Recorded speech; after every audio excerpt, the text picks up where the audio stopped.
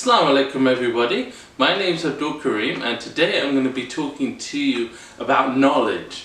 Now a lot of people think knowledge is power, and that to a certain extent is true, but also it can bring you misery and wreck your life. So, so again, this is like one of my unedited shows because my computer's still down and you guys don't care at this point because I keep talking about that. But anyway, so with life, right, there are times when you're like browsing online and you're seeing things and you're like, ooh, and there's like a list. All human beings have this kind of list of things we want, right? Half the time we've forgotten about like half of the stuff that's on the list, but we all have one. As human beings, we all have this list of things we want. You know, I want to, and some of the times they're like things that we can know we never can achieve. You know, we want a McLaren, Mercedes SLR, an SLR camera. Well, I can achieve that, but we want various things, and we're constantly like, you know, we want like the latest gadget, we want like the highest end computer, even though we could have like 12 computers and they're all pretty awesome, but we want always that one more computer.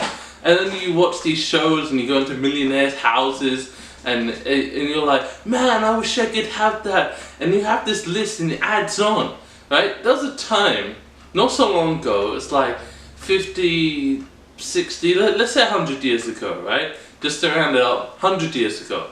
100 years ago, people were happy. They were content. Well, fairly happy and fairly content. But mostly because they didn't know, right? It's like ignorance is bliss. They didn't know what was out there as an option. They didn't know, you know, they were like, oh, I didn't know about that car, right? Unless they went to a car show, and then they were really into cars to begin with. But sometimes you just have like people on the internet and they're browsing around and just hear about this car, something they wanted. This, ladies and gentlemen, is one of the tricks of the devil. And what the devil is trying to do is to want you to get so kind of, how do you put it, mesmerized by the sparkly things out there that you spend your life in pursuits trying to get those things, where instead of actually trying to get those things, we should be following Islam. You know, it's not bad to have those things. I'm not saying anything against people who own those sparkly, shimmering things out there, right? If you can afford it, then by all means get it.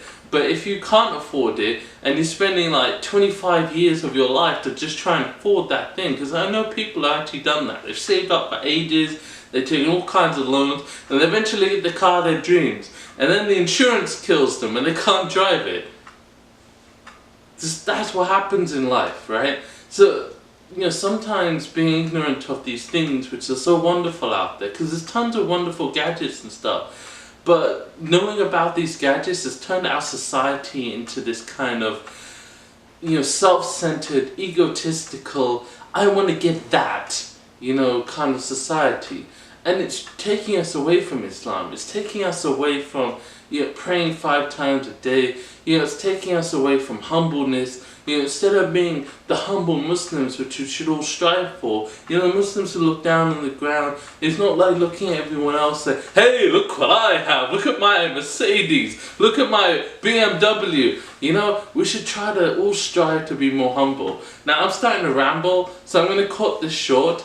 You know, have a great day. May Allah bless all of my viewers. And again, come to goodness. Come to goodness.